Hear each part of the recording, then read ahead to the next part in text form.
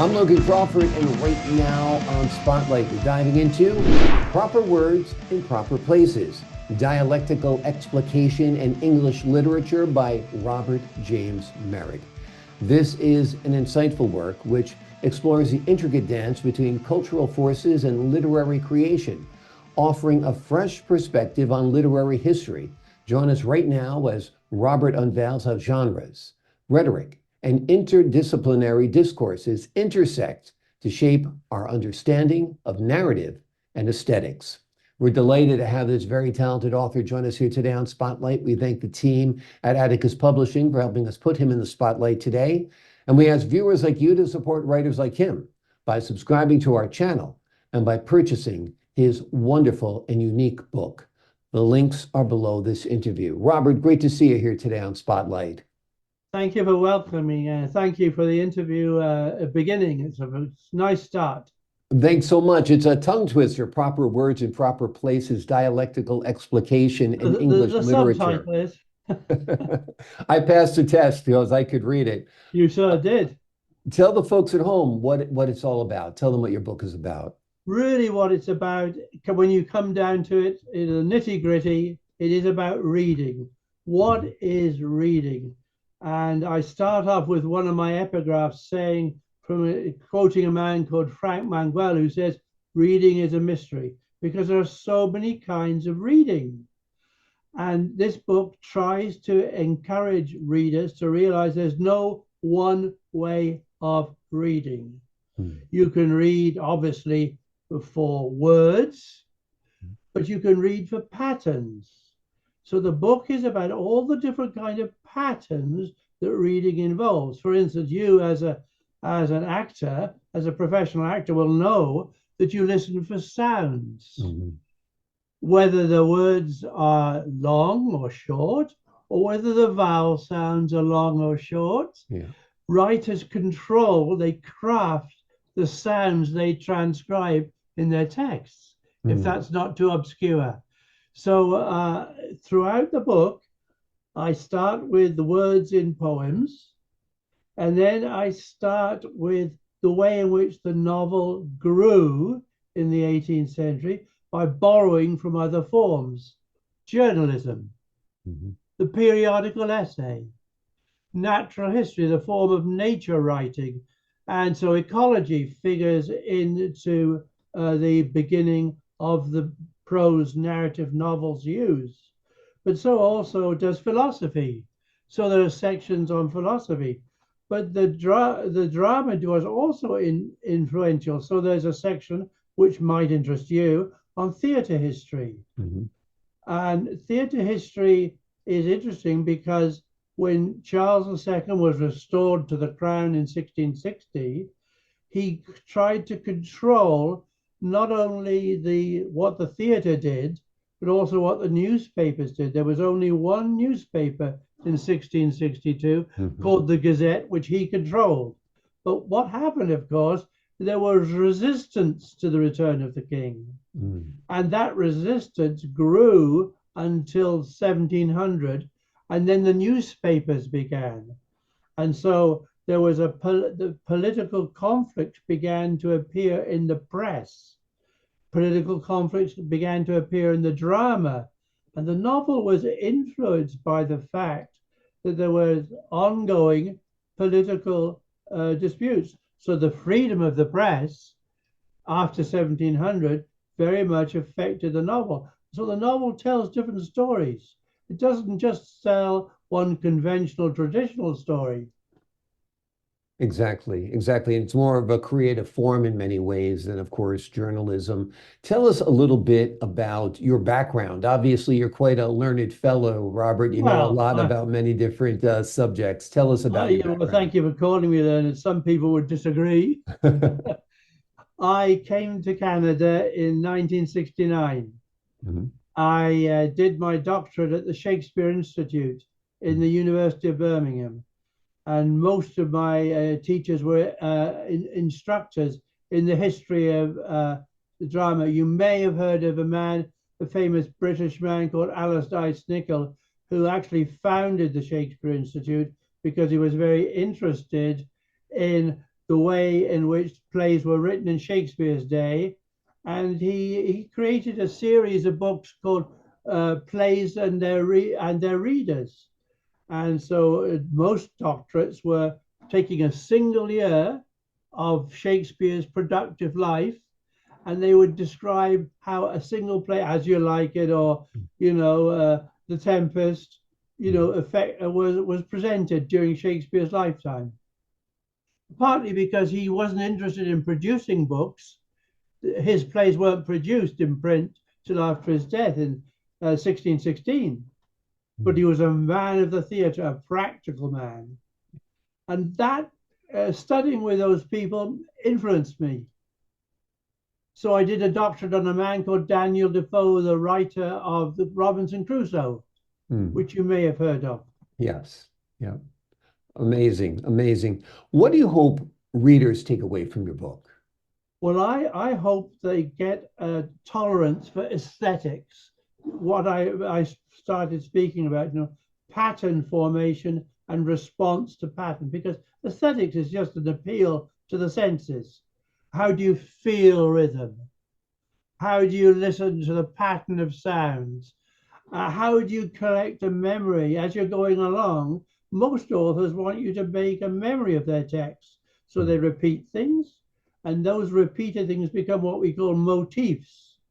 And the motifs build in the memory of readers. So I'm hoping that people will start to realize that even if you read speedily and fast, you actually are having a cognitive series of developments in your brain. Memory of sounds that the words create, memory of allusions to other things outside the text, memories, of feelings that you have. And writers are very interested in letting letting readers recreate what the authors are making. Texts are only realized by readers. Yeah. It's the readers who make the experience. And that's what my book tries to encourage people to do. It's an interactive process reading, no doubt. And for us actors, we're often told to focus on the subtext of the words as well. Your book covers a vast period from 1670 to 1920. What are some of the key changes in literary forms and perceptions that you highlight? Well, that's a very interesting question, a very good question. I start with a writer in the very beginning of the book called Jonathan Swift, who was a clergyman who was critical of the clergy. So I start with a double vision, a man who wanted to defend the clergy, and what is it like to sermonize? What is it like to sermonize? And he was very critical of the static ways in which many clergy people spoke. They had formula for speaking. And what did Jonathan Swift turn to? He turned to Shakespeare's age. He turned to what is called Renaissance humanism. And Renaissance humanism is a very interesting cultural phenomenon, as you mentioned earlier on. It's because the Renaissance humanism said humanity has one history. The Greeks and Romans wrote literature which is relevant to us now in the 18th century, but it was relevant to Shakespeare, relevant to the Renaissance humanism. So it's about the way in which cultural forms develop. And Shakespeare was a celebrant of, and many of the words in his text come from the Bible, and many of his words in the text come from classical literature, the epics. And what I'm trying to do is to show that there are trace elements which 18th century authors used. They turned back to the Renaissance humanism, not just to the paintings, I have that in one chapter, not just to the music, which I have in another chapter, but they turned back because they wanted to aggregate, build on the past. So it's, in a sense, this is, when you mentioned the history before, it is a cultural history. History is one continuum for the writers I deal with. Take Jane Austen, a person who's very celebrated in America today. There's a Jane Austen Association of America, which is a brilliant organization. Well, Jane Austen was a person who absorbed the writings of Henry Fielding in an earlier chapter I write about. And so she was very, very keen on the perpetuating the cultural history and not making people think they just live in their own time. She had a sense of the depth of history. And this is true of all the writers I deal with. They have what is called a double vision, because of course they live now and in the present, but they always are feeling the past cultures that they draw on. So that's part of the book. Yeah. Yeah, I was going to ask you, what advice would you give to educators and students to enrich their approach to studying literature based on your findings? Well, I think, yes, one of the people I mentioned in the introduction, the preface, excuse me, to the book in the introduction is a man called John Collett, who was an educator at Oxford. And he was the person who developed this notion of the depth of the cultural past. And I hope that people will see that, you know, you cannot separate literature from history. That's probably the most important topic. You know, when you read at the moment, you're reading for your own memories as you're reading along in the text, but you're gradually being affected by past culture because of the allusions, you know, the references in the text to other writers of the past. And so that's what I would hope, that I would give people a sense of, to be patient, to realize that reading is perhaps more significant than we can sometimes think, you know, because it involves our developing our cognitive abilities as well as our aesthetic abilities.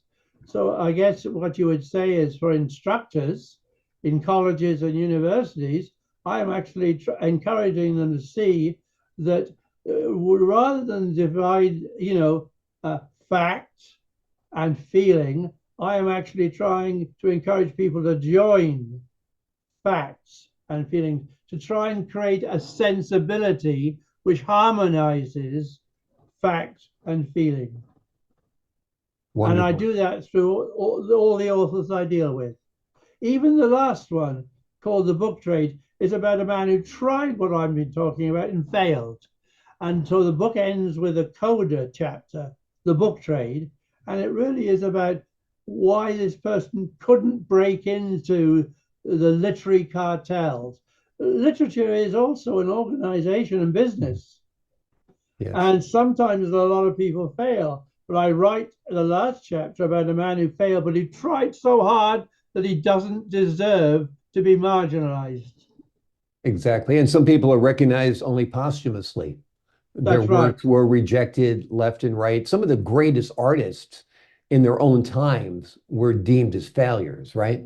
Absolutely. Yeah. Absolutely right. Absolutely. It's a very good point. Yeah. The name of the book is Proper Words in Proper Places, Dialectical Explication in English Literature. It is written by a very insightful and learned professor by the name of Robert James Merrett. It is a great work. It'll change the way you look at reading. It'll change the way you look at literature. It'll change the way you look at words, and it'll inform you along the way. Robert, thank you so much for joining us here today on Spotlight. Thank you very much, Logan, for the interview. I appreciate your time, sir. And to the folks at home, I'm Logan Crawford, thanking you for your time this time. Until next time on Spotlight.